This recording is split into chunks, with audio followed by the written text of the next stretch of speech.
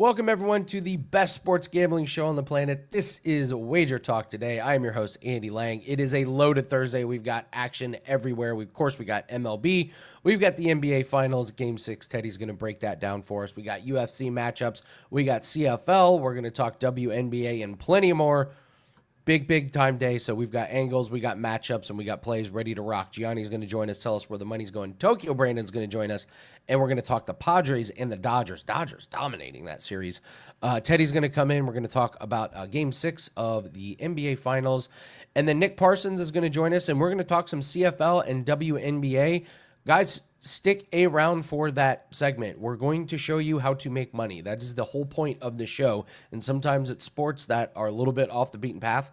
But our job is to make you guys money, and we're going to talk about CFL and WNBA because those are money makers. So Nick Parsons is going to join us. So let's get started. Thanks for everyone for joining us live. Hit that like button. You guys know what to do. Subscribe to the channel, and let's get started with Gianni. It is a great, beautiful Thursday. We had a huge storm where I'm at, Gianni, but we got internet and power back last night, so life is good. I didn't realize how crippling not having internet can be.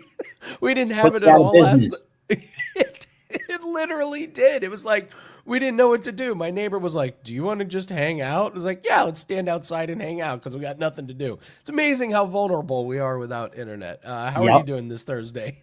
Busy, man. I thought it was a dead day. I even have a massage scheduled later in the afternoon. And next thing I know, I wake up because they wanted to bet 6 first round golf totals.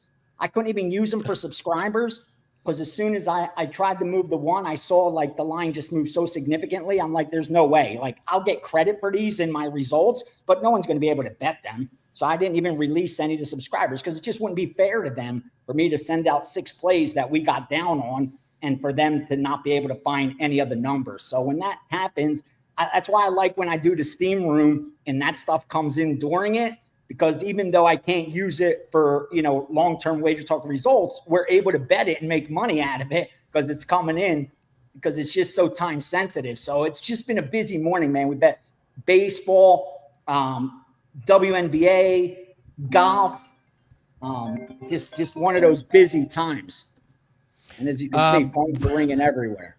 We put out a golf play at plus 100, and within 5 minutes, it was minus 175. Yeah.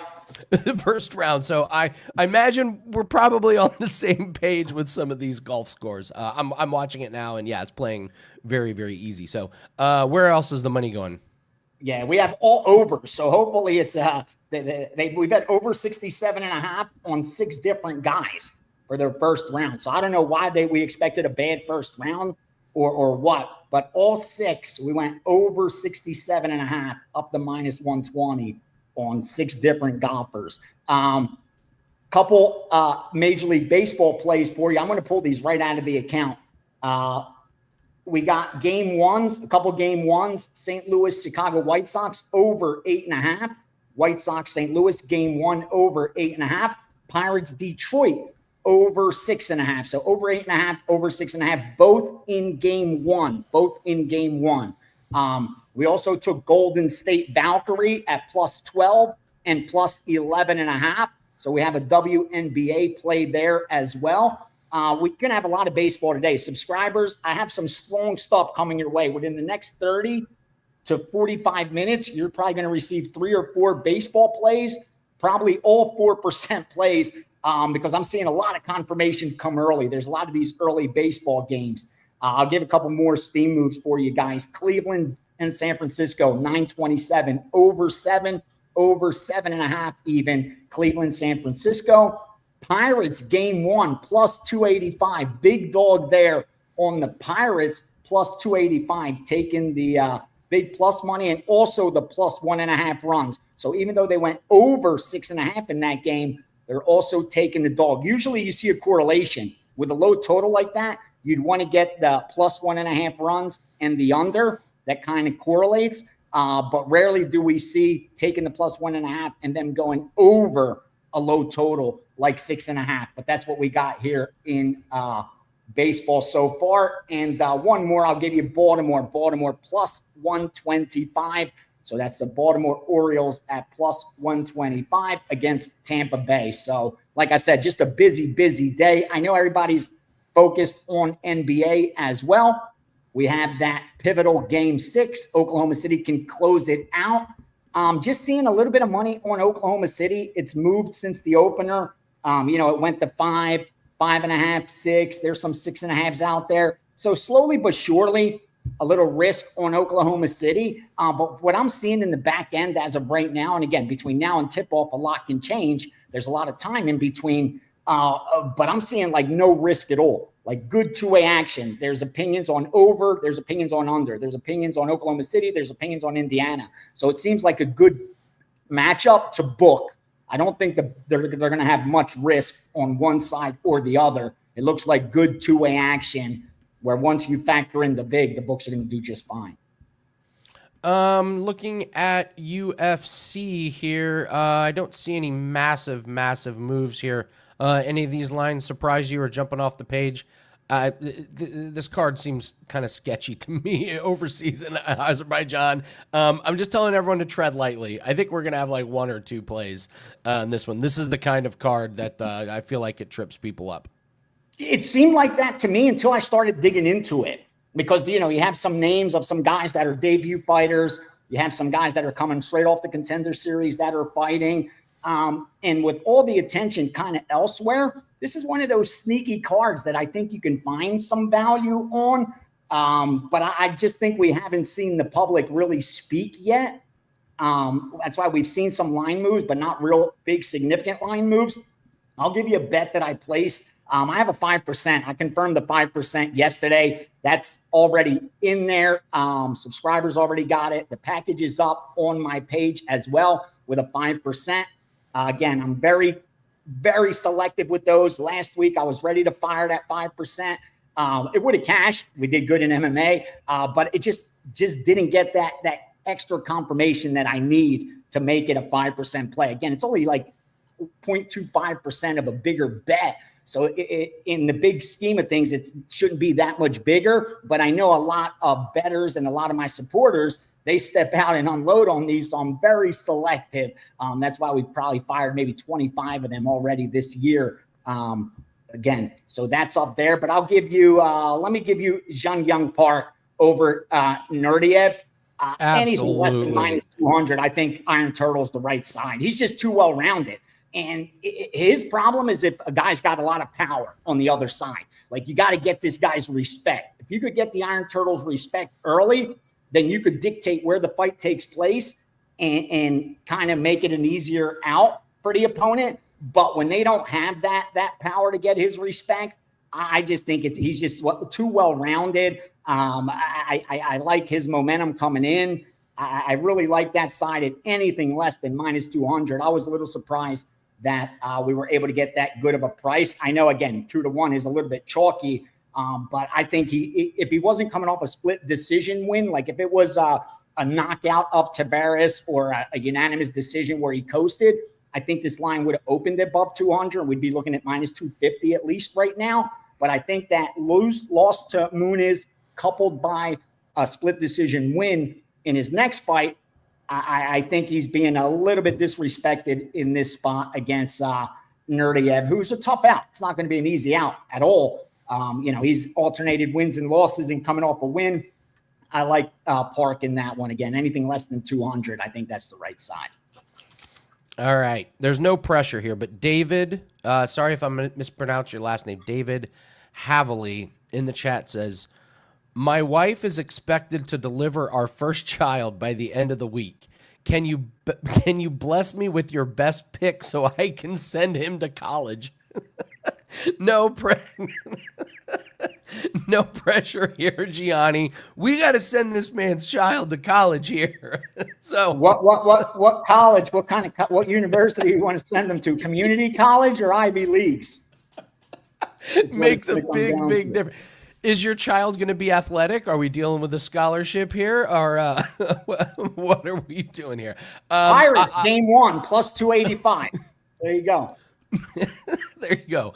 Do not bet enough. Do not bet so much that you can actually send your child to college on that one. We build our bankroll slow. Listen, the goal is that we build our bankroll slow so that when your child is old enough to go to college, we've got 16, 17, 18 years of profits. Exactly. That is how we do it, David. So, and honestly, David, congratulations to you and your family. I hope everyone's healthy, and tell mom we're thinking of her and sending positive vibes here. A couple UFC fights that I was going to go. I like Oralbai over this Musayev. I don't trust this Musayev. Any guy that's 35 and has like 27 fights and the UFC's never been interested, and he's fighting because he's from that area. No, thank you. Yeah, you could get a greasy decision that goes the way of the hometown boy, but I like Oralbai. I also like Blades over Kanaev. I don't trust Kanaev. His biggest win was in PFL, and after his win, he tested positive for not one, not two, but 5 different steroids. He won on Contender Series, but I thought he looked terrible. And then I main event, I like Roundtree. Do you have any thoughts on the main event? I like Roundtree. I don't trust Jamal Hill at all after the Achilles injury. That Achilles injury, everyone's sweeping it under the rug. He's a different guy now. That's my opinion. He's definitely not the same guy off that injury and off back-to-back finishes. Having lost, you got to start questioning yourself. Your confidence can't be there. But here's the problem I'm having with Roundtree. And I've made some good money in MMA just off this simple handicap. When a fighter's stock goes up off a loss, like Roundtree's did, that fight against Becerra, he got such hype around that loss that he almost beat Becerra. Even Dana White talked about it in the press conference afterwards. Like just how awesome of a fight that was, just how tough of a out Roundtree was, just how close he was to capturing that lightweight title. And I think that loss raised his stock, and I don't think it's warranted. I think it was Becerra more or less fighting down to his competition, kind of overlooking Roundtree. Coupled with Becerra's now almost 40 years old. He's 36, 37. And he's had a lot of big wars over the last 2 years. He's fought a lot. So you expect that to start to happen, as you get older. You're not going to see him just walk through competition. And because of Roundtree's stock going up, and on the other side of the spectrum, you have Hill's stock dropping the way it has off that loss to Prochazka. I just think line value wise, Hill was the side. And that's why you saw that line. He was a dog. That's not longer the case. It's now kind of 110 either way. I like the Hill side, to be honest with you. I just don't know if he's done yet. But I do understand the caution because, again, you're coming off back-to-back getting finished. And, you're coming in off losses with all the pressure on you to have to win this fight. And Roundtree's coming in off a ton of confidence. Even though he lost, he went toe-to-toe with arguably, a top 3 pound-for-pound guy on the planet. So I see that. And I'm going to be interested to see Saturday when the bettors get involved, what side they take. Because it seems like the early sharp money came in on Hill, but I'm not sure that's going to continue. I think Roundtree will get some money come Saturday. Shout out to Tristan on TikTok. Absolutely, we're going to talk NBA. Teddy Covers is going to be here. We're going to talk about that. I'm sure you saw the sale of the Lakers. I'm going to ask Teddy for a little bit. Any thoughts on the sale of the Lakers for $10 billion, Gianni? $10 billion? God bless America, man. It's a beautiful thing. It's a beautiful thing. This tweet is insane. Let's look at this.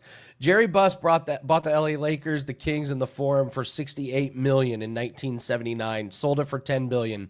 If you would have just put that in the S&P, it would have been $13 billion.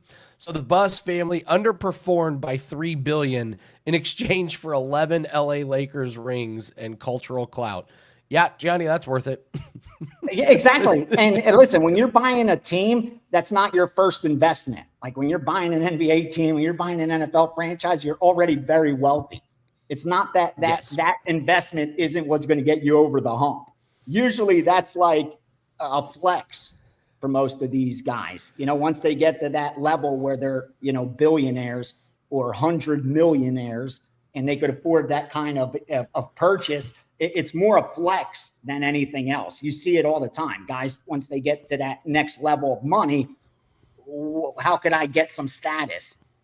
easiest way is buy a franchise in some sports league. And that's why for most, it becomes a great investment. Obviously, look at any of those teams, what they were worth 10 years ago compared to what they worth now. It's a great investment, but those guys that are buying teams, they're not buying it for the investment. They are already very wealthy. Exactly. Obviously, they want to make money off it, but it's not like they need they need to sell tickets this month or they're not going to pay their rent. They're doing just fine. Absolutely. And I honestly think that's one of the reasons why you have so many bad owners. Yeah. Because it's not their specialty. They made money in real estate Elsewhere. or whatever Exactly. business. And then they buy the Washington Commanders, run that thing into the ground. And Exactly. the second they get a new owner that's competent, all of a sudden they're good again. So awesome stuff, Gianni. Tell everyone what you have up for clients for today at Wager Talk. I got my MMA package up for Saturday. There's already a 5% play in there. There's a 4% play in there. There will be more volume, rest assured. Number one on 5% plays over the last 365 days. Number one on 5% plays in 2025. I'm very selective with those. I really like this Saturday UFC play. I'll have baseball up. We're continuing to do damage day in, day out. Coming off a loser last night, only had one play. That was it. We're not going to force anything. Today, we are going to have volume. Like I said, over the next 30 minutes, subscribers expect 3, 4, maybe 5 Major League Baseball plays, 3-4% for sure, because I'm seeing confirmation. So within the next 30 minutes, that package will be up for daily guys as well. Head on over to WagerTalk.com. Check out my page. I'll put free stuff in there also, like I always do. I try to throw a premium or two on the free page when we have volume. And today's one of those days where it looks like we're going to have volume, baby. I love it. I love it. Gianni the Greek, thank you so much. Continued success. Have a great Thursday, and we'll do it again tomorrow. All right, guys, thanks so much for joining us. Hit that like button. Really, really helps us out. Thanks for joining us today on this beautiful Thursday. We're going to go all around the world, but first, real quick, Carmine's number one fan. Interesting timing on this comment, Carmine's number one fan. You bring up the sports records that we used to do, and I used to do that with my good friend, Steve Seagrave. We are bringing that back, and this has been a long time coming, and I think we're going to start it either next week or the week after. I'll talk to Steve, but yes, we are going to do that. This is going to be one of the new segments that we do. This is called the Unbreakable Sports Record Hall of Fame. We go over a sports record that is just so crazy and so insane. To me, the most obvious one is Cal Ripken Jr., the most starts in a row. Steve and I will go over it. We'll show some stats, and then we'll decide if it goes into the Unbreakable Sports Record Hall of Fame or if we think it can actually be broken. So we'll debut that, and we want to get your guys' input. We'll take suggestions from everybody. But yes, we are bringing that back. It was one of my favorite segments we ever did. And when I agreed to take over hosting the show, I said we need to bring that one back. So yes, we are doing that one. That is coming. So, all right, let's go all around the world. Let's do some free plays here for everybody. Let's start with the Astros and the Athletics. This is from Ralph. We're going Yurfie on this one. Yes, run in the first inning. Athletics 11-3. Yurfie the last 14 home games. Houston has scored a first inning run 2 out of the last 3 games. So Ralph is going with the Yurfie and the Astros and the Athletics. A couple team totals here. These are my personal picks. Cardinals team total under 2.5 runs in the first 5 innings. White Sox pitcher has been very, very good. He doesn't pitch very many innings. It's normally 3 or 4. He's never given up 3 runs in any of his starts. So take a look at the Cardinals under 2.5 runs in the first 5 innings. I'm going with Indiana Fever under 88.5 on their team total. The Valkyries, the team that they're playing, they've held the last 7 opponents under this total.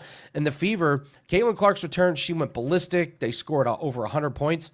Last game against Connecticut Sun, who's the worst team in the WNBA, they only scored 88. So I think we're getting a little bit of overreaction here to the Fever and Caitlin Clark. So I'll take the Fever under there. And then Carmine has a play in MLS FC Porto regulation. Both teams played to scoreless draws on day 1. But Porto had a much, much more difficult matchup. Miami, the team that they're playing, was lucky to get the draw, and Porto has a very good defensive scheme. So some of those plays are on the free picks page at Wager Talk. If you want more free plays, there's a lot of them up, a lot of free baseball plays. So those are the today's free plays and all around the world. We are running a special still. We told you guys about this. Get 30 days. but you're only paying for 14. So you're getting 16 free days added onto your package. So find your best handicapper, find the one you vibe with, find the one that you're a really big fan of, and take advantage of this. You only pay for 14 days and you get 30 days of free plays. Myself, we're 10-3 this week. So take a look at that. It's on the deals page. No promo code needed. Just go to the deals page at WagerTalk, and it's a great time. Dog days of summer, doesn't matter. We're still cashing tickets. So take advantage of that. We don't. This is over 50% discount, guys. We don't run specials like this very often. You're getting over 50% discount on that. So take advantage. Plenty of sports to take advantage of. So buy 14 days and get 30 days for that. All right, let's bring in Tokyo Brandon, who's looking so fly and so fresh today. Tokyo, how are you today, my friend? I'm good. Just won my 5% play yesterday on the Astros, so that was a nice cash. Yeah, number 2 in 2025. So feeling good, looking good, winning good. Everything's good. Got a 4% play today in Major League Baseball. There are no dog days of summer. Baseball's the best sport to bet. This is the best time to be a sports bettor of the entire year. Baseball's by far the best sport to bet, the most profitable sport. So it's a great time to be alive. I love it. I love the passion you have for baseball. It's I great. have to stick up for baseball because everyone hates it. So this is the only sport I do. So I will not tolerate bad mouthing baseball as a betting sport. Absolutely no toleration for it whatsoever. Well, let's talk Padres and Dodgers. Dodgers are kind of rolling through the Padres here in this series, and minus 270. Oh my gosh, minus 270. You got Burger for the Padres, Yamamoto for the Dodgers. How are we handicapping this game? Over under is 9. What do you think? That's absolutely crazy. But the Dodgers have beat them 2 games with very less than stellar pitching, and today they got their best guy, their best healthy guy in Yamamoto, a Cy Young candidate.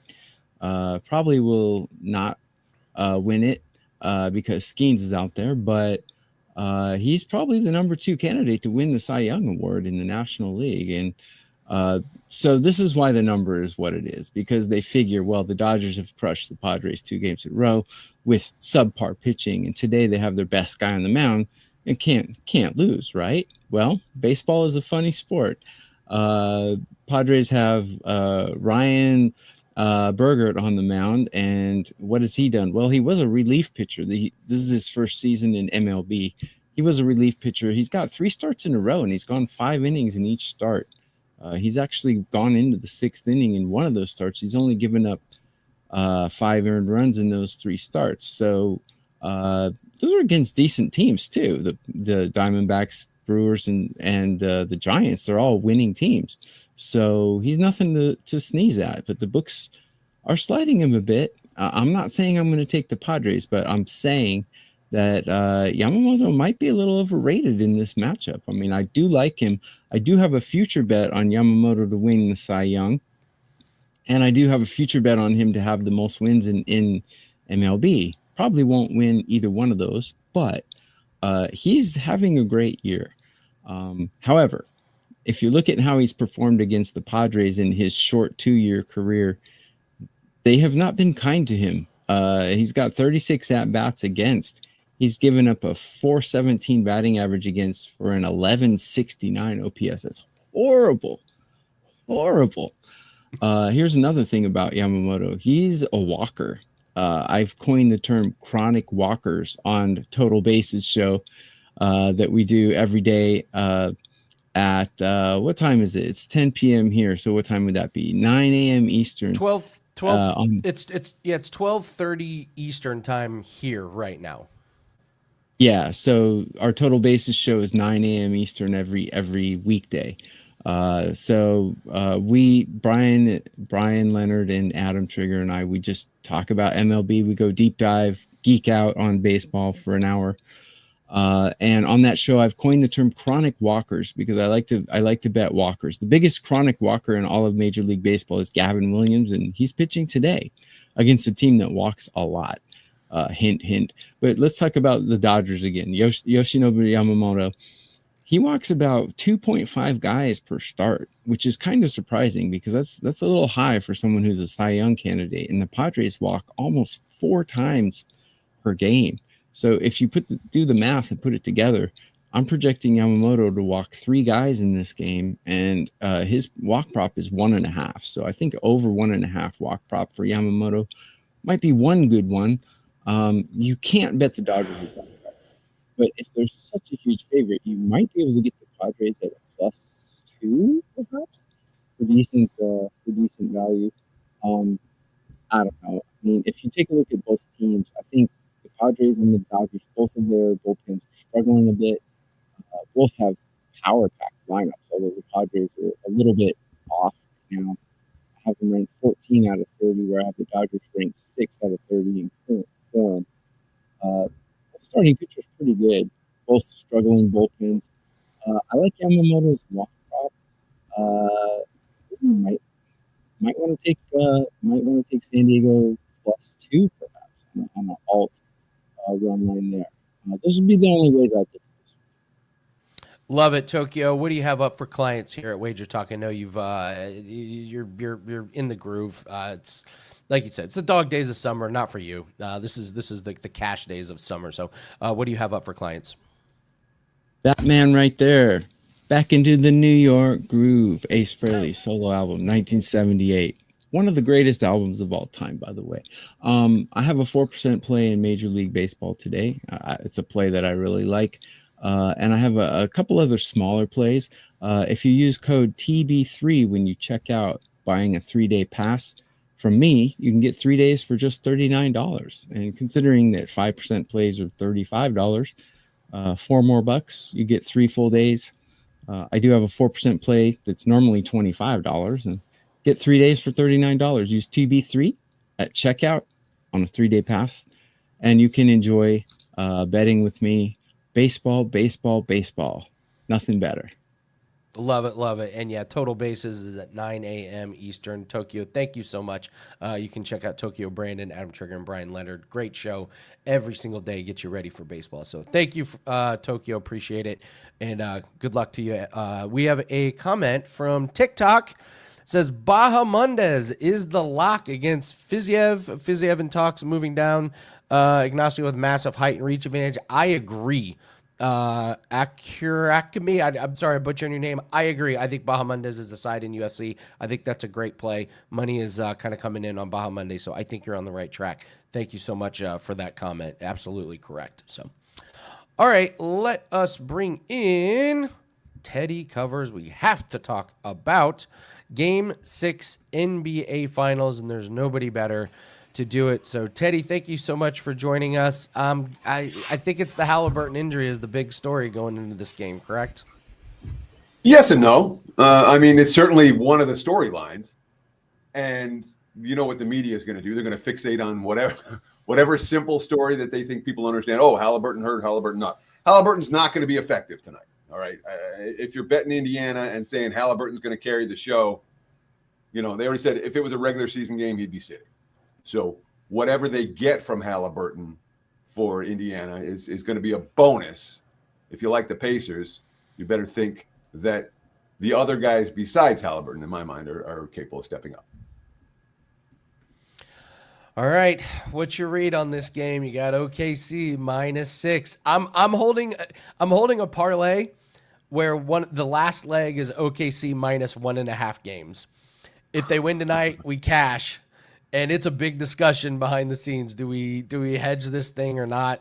So I want your take. We got OKC -6. What's your read on this game?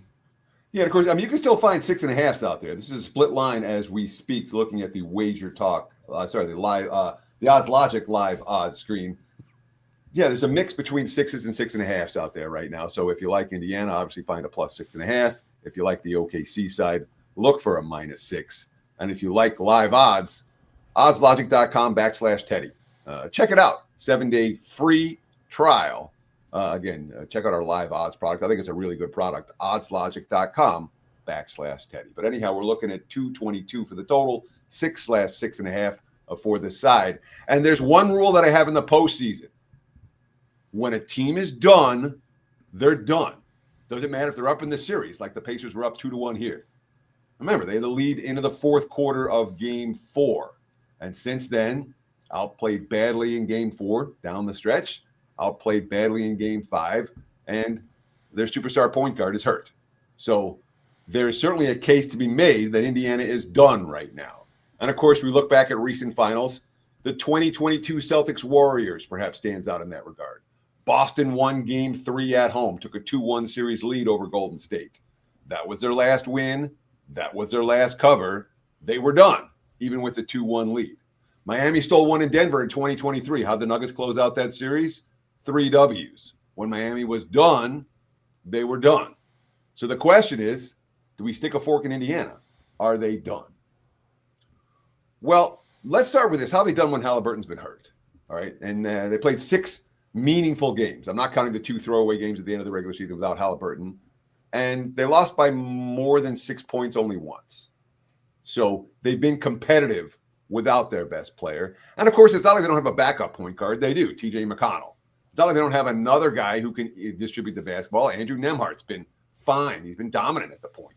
So while Indiana's at their best when Halliburton is controlling the flow, this is a team with a number of different options at the point guard position. And of course, for parts of this series and for parts of the postseason, they've been running the offense through Siakam, and he's an excellent distributor as well. Siakam talking about McConnell, another ball handler, someone can get us to our spots, push the pace. He played great last game. He's going to be huge for us going forward. Indiana's mentality is a key question mark for me here. Obi Toppin, quote, "We got soldiers on this team. We're going to try to play through any type of injuries or anything. Ty is a soldier." In my mind, that's a bet on quote.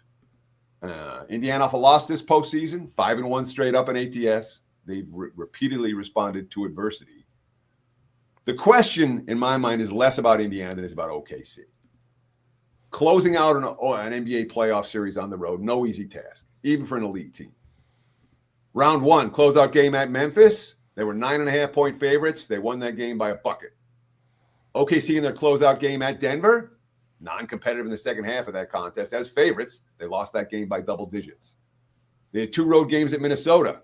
Blowout loss, 2-point win. The 2 road games in this series. They never sniffed a point spread cover in the first one. And the second one, Mathurin missed 3 free throws in the last 24 seconds to cover by a point in that game. So I haven't seen OKC demonstrate that killer mentality in these closeout road environments. I have seen Indiana respond very well to adversity throughout this postseason. And those 2 factors together, it's a client play. Thank you for watching Wager Talk today. You'll get it here for free. I like the Pacers plus the points. Love it. Listen, I'm a Pacers. I'm so conflicted. I'm a Pacers fan, and yet I have a bet on OKC. What am I doing? I got to get your thoughts on the Lakers sale. I already saw the conspiracy theories on social media. It's like Dallas does this ridiculous trade. They trade Luka to the Lakers, and then Dallas gets the number 1 pick, and now the Lakers get sold. What's your take on the Buss family saying, you know what, we're selling a majority stake of this team? What are your thoughts? $10 billion. Sure, it's a hard offer to turn down, and you still own 15% of the team. It's like it's. So let's talk about the new owner. All right. The new owner is the same guys. They owns the Dodgers. They own Chelsea in the Premier League. And when you think about those type of franchises, all right, with an owner who's worth infinitely more, this is it's a big boy owner when it comes to how many hundreds of billions that he has. What this means, like the Dodgers have upset the competitive balance in baseball. Baseball's got a salary cap. It's not a hard cap. You have extra taxes. And the Dodgers said, we don't care. We'll pay all the luxury taxes every year. We're going to get the best roster we can, and we're going to compete for titles every year. And they have. The Lakers, in theory, could do that exact same thing. Doesn't matter what the salary cap is. You can go over the salary cap as long as you're paying the second apron tax and third apron, as long as the owners are willing to shell out the extra money. Lakers weren't for sale. And they're like, yeah, we're going to give you $10 billion for the Lakers, which also speaks to the narrative, oh, NBA ratings are down. NBA ratings are down on TV. NBA ratings for streaming, they're up like, I got some numbers right here. It was crazy numbers on the NBA. NBA ratings for streaming are up 41% with 83.5 billion views this year. Billion. So cable TV is dying, but live sports isn't dying. And even if TV ratings are down, the NBA continues to get these huge sponsorship deals. So is it good for the competitive balance of the league? Probably not, because now you have an ownership group that's going to, not worry about the salary cap at all. Is it good for the Lakers and their fans? Probably. They're going to spend money and they're going to be competitive and competing for titles, which is, we think about the marquee franchise in the NBA and in the Western Conference. Anytime anyone but the Lakers makes the finals, you're like, oh my God, the Lakers ratings are going to be down, or the Warriors, I guess now have become a marquee franchise. But anytime you have not Lakers or Warriors in the finals, you're like, oh my God, the Nuggets, oh my God, Oklahoma City. This tilts the balance back towards a team like the Lakers, and we'll probably see less or fewer runs from the second tier teams in terms of marketability over the course of this ownership group's tenure. Isn't the ratings thing one of the most ridiculous, like sediments? Like, do you see this? Like you brought up the streaming and the social media.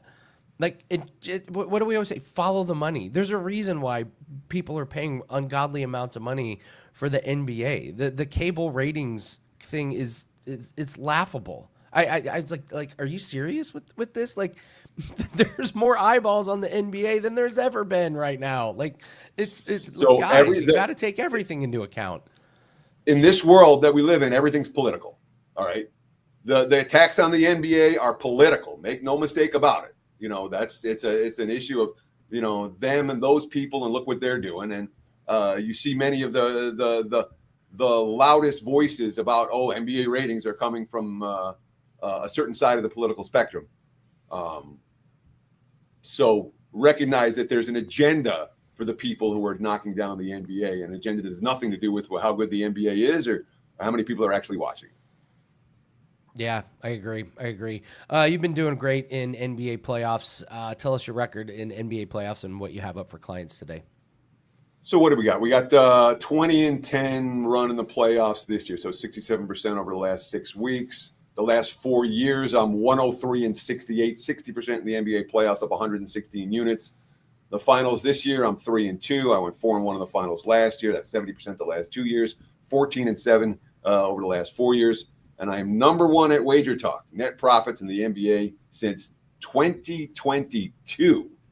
Well over 230 units of profit for the clients during that span. So the NBA's been consistently good. The postseason's been consistently good. And you don't have to buy my play today. I just gave it to you. But remember for next year. And remember if we get a game 7 for Sunday. Love it. Thank you so much, Teddy. Thanks for joining us. Always love your perspective on the NBA. Can't wait to do this again, and continued success for everybody. So, we got a couple comments about the golf tournament that's going on right now. It's playing very, very easy. So if you guys are wanting to get some action on the Travelers Championship, I'd look at Shane Lowry or Sepp Straka to go under their round score. I think it's at 68.5 or 67.5. That's a par 70. That's only like -2 or -3, and these guys are torching this course. The greens are soft, so you want to get some afternoon action in. You could do it. Rory McIlroy's -3 through 10 holes. So good golf action today. So what do we have up for myself and clients? Guys, we are taking it nice and easy this week. We're 10-3. Easy cricket cash last night. And I'm telling you guys, cricket, this is one of the best moves that we've done for myself and my team, is add cricket to our arsenal. We brought in Jan, who does an amazing job with cricket. We now won 3 in a row and we're on a 21-9 run. These are the sports that build your bankrolls, guys. But we talk about this all the time. It doesn't matter what sport you're betting on, but when we have a cricket play, I will be sure to let you guys know. We've only done 2 plays this week. Maybe we'll have a third one, but yeah, you go 2-0 in some of these sports each week. Your bankroll is going to go up a mile. We do have a PFL and UFC pack that is up. We were off a losing week last week. and we love the cards this week. There's not a lot of spots. We don't need a lot of spots this week. We've got 2 plays that are up, so grab that. It's only $25, and you're getting PFL and UFC included in that. So take advantage of that. WT.buzz/AL. We're still holding on to that #1 spot for MMA profits in 2025. Very, very proud of that. Love to go wire to wire. I would love to go wire to wire. We got it at the very beginning of the year. We haven't let it go, so we're going to hope for another big week and get back on the winning track, and let's hold on to that #1 spot. So join us. We got Friday PFL and Saturday during the day UFC. All right, let's bring in Nick Parsons. We're going to talk some more sports, great ways to build your bankroll. Nick is over at Sports Memo. He joins us every Thursday. And Nick, we were talking before, you're doing great in CFL and WNBA. These are the sports, yeah, exactly. These are the sports that build bankrolls. Like, I know it's not the sexiest sports for the casual bettor, but the ones that are doing this for real, the ones that treat their bankroll like a business, these are the ones that build the bankroll. So talk to us a little bit about your success in CFL and WNBA, and then let's do a free play in CFL. Yeah, no, I'm really happy that I am betting the WNBA and CFL this year, because I'm uncharacteristically struggling a bit in baseball. I'm actually having a fantastic overall great 2025. Since November 1st, 2024, I'm the #1 overall 5% capper over at Sports Memo. I'm 38-14 with my plays. But yeah, as you say, it's difficult to win in every single sport. But yeah, I'm doing successful so far in the WNBA. I'm 7-2 over at Sports Memo. And the CFL, I'm #3. I'm 4-1 after 2 weeks. Love it, love it. So what's been the success in WNBA? What have you been focusing on? Just looking for spots at the beginning of the season here. I mean, it's been an interesting start to the WNBA season. The New York Liberty's dominance, the Minnesota Lynx's strong start, the Golden Valkyries, they've had a surprising Golden State Valkyries, they've had a surprising impact already to start the season. So there's lots of different storylines and different things. I guess one of the main things is, are they going to have the Caitlin Clark rules moving forward, sort of like the Jordan rules in the past with all of this bashing and hitting on? What do you make of that? I have a weird take on the Caitlin Clark thing. I think we need it. This is what makes it interesting. Like, if there was no struggle, if there's no struggle, it's not interesting. Caitlin Clark needs Angel Reese. Angel Reese needs Caitlin Clark. The fans need the polar opposites. We need the rivalry. This is Larry Bird, Magic Johnson all over again. And, it's great for ratings, and it makes for good talking points. If Caitlin Clark came into the league and there was no struggle, it's not interesting. You need conflict. You need rivalries. You need drama. You need all this stuff. So it's, as crazy as it sounds, I actually think sneakily it's great for the WNBA. It's great for the ratings. I think you're right. No, it makes it way more interesting for sure. Yeah. Do I like seeing her get shoved to the ground? No, of course not. But it does make for clips. I mean, that clip of her getting shoved to the ground, how many billions of views did that get on social media? The WNBA is eating it up right now. Yeah, no, exactly. And then her teammate coming in there, Sophie, to save the day, etc. So, no, agreed. No, I think you're right. It makes it a lot more interesting when the rivalry is going on there and they're getting after her. But yeah, as I say, perhaps they're going to need the Caitlin Clark rules moving forward. CFL, what's been your take for the first few weeks of CFL this year? Just to tread cautious overall, definitely. There's been a lot of change from last year as far as the hierarchy, etc. But I mean, it's only after 2 weeks here, and so I do have this is a client play that I'm hoping to give out here on the show. And so I'm looking at tonight's game. It's Edmonton at home to Montreal. And so the Elks, they lost 31-14 in BC in week 1. And so they had a timely bye in week 2. And so they've had a week off to prepare for this contest tonight.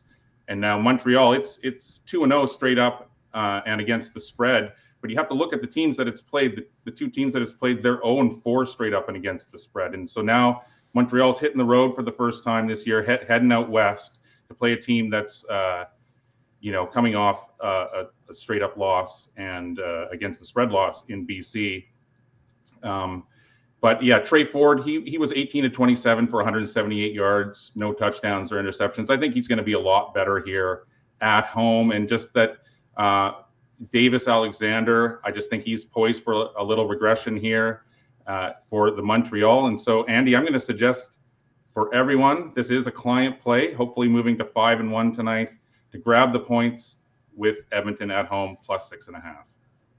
I love that play. Love that play. Edmonton Elks plus 6.5. That's a client play from Nick. Yeah, let's go to 5-1. Absolutely, let's move to 5-1 in CFL. I know we got several specials going on over at Sports Memo. We got 50% Friday. We got $5 Wednesday, and Let's Make a Deal. What is the Let's Make a Deal? Great show. Great promo. Great show. What is it? Yeah, well, we're trying to gain a lot of interest over at Sports Memo, and it's the dog days of summer for everyone except Tokyo Brandon. But yeah, over at Sports Memo, they're having the Let's Make a Deal promo. And so this is what it's all about. You guys go to Sports Memo, you get to name your price. You get to pay for any combination of handicappers for any length of time. And so it's kind of like, for example, you could put an email and say, I want 1 month of Ben Burns for $199, or you could say, I want 2 weeks of Flex Picks for $139, or 7 days of Rob Vincelletti for $49. Those types of things. And so all you have to do is then email support@sportsmemo.com, and they will look at your ticket and either approve it or disapprove it. But they're looking to approve most everyone's offers. And so that's the Let's Make a Deal promo over at Sports Memo, only until tomorrow. I love that. Let's make a deal. That's great. And we've got $5 Wednesday, and we've got 50% Friday, correct? Exactly. Yep. And so 50% off Friday tomorrow. Every capper will be loading 50% off picks. Take advantage. Yesterday's Wednesday was the first $5 Wednesday, and that also went extremely well.